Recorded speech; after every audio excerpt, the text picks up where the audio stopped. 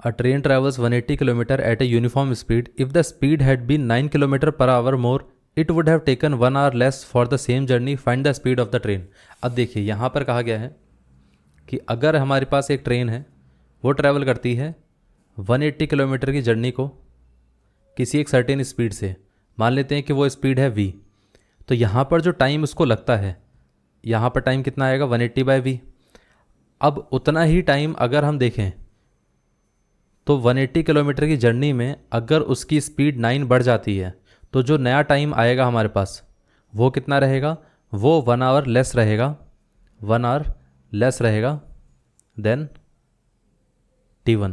पहले वाले से 1 घंटा कम रहेगा अगर यहाँ पर उसकी speed 9 kilometre per hour increase हो जाती है। इतना क्लियर है। तो यहाँ पर अगर हम स्पीड देखें तो वो कितनी आती है, यह आ जाएगा 180 बाय स्पीड कितनी है, यहाँ पर v+9 है, तो यहाँ पर टाइम कितना आ जाएगा 180/v + 9, और यहाँ पर टाइम कितना होगा 180/v। अब ये जो टाइम है ये इससे 1 आवर कम है, तो हम ऐसा बोल सकते हैं ना कि t1 में से अगर हम t2 को माइनस करेंगे तो वो कितना आएगा, 1 आ जाएगा। तो यहाँ पर हम ऐसा लिख सकते हैं 180/v - 180/v + 9 = कितना होना चाहिए, 1 आना चाहिए। तो इसको हम ऐसा भी लिख सकते हैं 180 अगर हम कॉमन ले लेंगे तो यहाँ पर ये कितना आ जाएगा, ये आ जाएगा v × v + 9।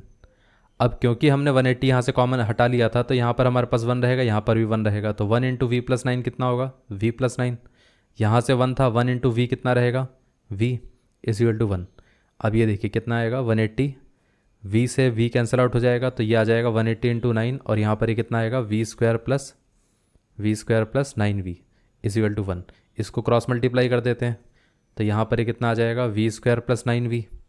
अब इसको अगर हम इससे मल्टीप्लाई करके देखें तो ये कितना आता है, तो देखिए यहाँ पर ये आ जाएगा 9872, और यहाँ पर ये 7 तो 91, और फिर ये 7 16, तो ये 1620। इस पार्ट को इस तरफ ले जाएंगे तो ये कितना आएगा 0 = v² + 9v - 1620। अब हमारे पास एक क्वाड्रेटिक इक्वेशन बनकर आ जाती है ये वाली। अब इसमें हमें इसको अगर सॉल्व करना है तो हम एक काम करेंगे कि इस मिडिल टर्म को स्प्लिट कर देते हैं। कैसे स्प्लिट करेंगे, ऐसे दो नंबर्स में स्प्लिट करेंगे जिनका सम क्या होना चाहिए, सम होना चाहिए +9, और साथ में जिनका प्रोडक्ट क्या होना चाहिए, प्रोडक्ट होना चाहिए -1620। अगर हम इसके फैक्टर करके देखें तो वो फैक्टर कितने आते हैं। अब देखिए यहाँ पर इसको हम सीधा ऐसे लिख सकते हैं 9 × 180, इसको हम फर्दर ऐसे लिख सकते हैं 9 × अब 180 के भी अगर हम फैक्टर करके देखें तो ये कितना आता है, ये आ जाएगा 2 × 9 × 10। इसको भी फर्दर फैक्टराइज करेंगे तो ये आ जाएगा 9 × 2 × 9 × 2 × 5। अब देखिए अगर हम इस पूरे पार्ट को मल्टीप्लाई कर देंगे तो कितना आएगा 36। इसको अगर हम मल्टीप्लाई करेंगे तो कितना आएगा 45।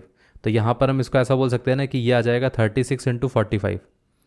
इन दोनों नंबर्स को अगर हम ध्यान से देखें तो इनके बीच का जो डिफरेंस है वो है 9, और इनका जो मल्टीप्लिकेशन है वो है 1620। अब क्योंकि यहाँ पर ये नेगेटिव है तो मतलब एक नंबर नेगेटिव एक पॉजिटिव रहेगा। अब स्मॉलर नंबर नेगेटिव रहेगा, लार्जर नंबर पॉजिटिव रहेगा। क्यों, क्योंकि जब हम इसको ऐड करेंगे तो वो प्लस में आना चाहिए, तो इसलिए हमने लार्जर नंबर को प्लस में रखा। तो यहाँ पर ये पॉजिटिव रहेगा, तो इन दोनों के बीच का अगर हम यहाँ पर इन दोनों को सम करेंगे तो प्लस का 9 आ जाएगा, मल्टीप्लाई करेंगे तो माइनस का 1620 आ जाएगा। तो इसको हम ऐसा लिख सकते हैं, ये आ जाएगा माइनस का 36v + 45v माइनस का 1620, और यहाँ पर = 0 and this one is v²। इसमें से v कॉमन ले लेते हैं तो यहाँ पर बचेगा v - 36। इसमें से हम 45 कॉमन ले लेते हैं तो यहाँ पर ये बचेगा v - 36 = 0। अब पूरे में से v - 36 हम कॉमन ले सकते हैं तो यहाँ पर ये कितना आ जाएगा v, और यहाँ से आ जाएगा 45। अब ये वाला पार्ट अगर 0 से इक्वेट किया जाएगा तो v की वैल्यू आ जाएगी 36। अब इस वाले पार्ट को अगर हम 0 से इक्वेट करेंगे तो v की वैल्यू आ जाएगी -45। अब यहाँ पर स्पीड कभी नेगेटिव तो हो नहीं सकती है, तो मतलब ये वाला पार्ट तो पॉसिबल नहीं है, तो मतलब आंसर क्या रहेगा, ये रहेगा। इतना क्लियर है। तो हम ऐसा बोल सकते हैं कि यहाँ पर हमारे पास स्पीड कितनी रहेगी, so the original speed of the train is 36 km/h। ये आंसर है।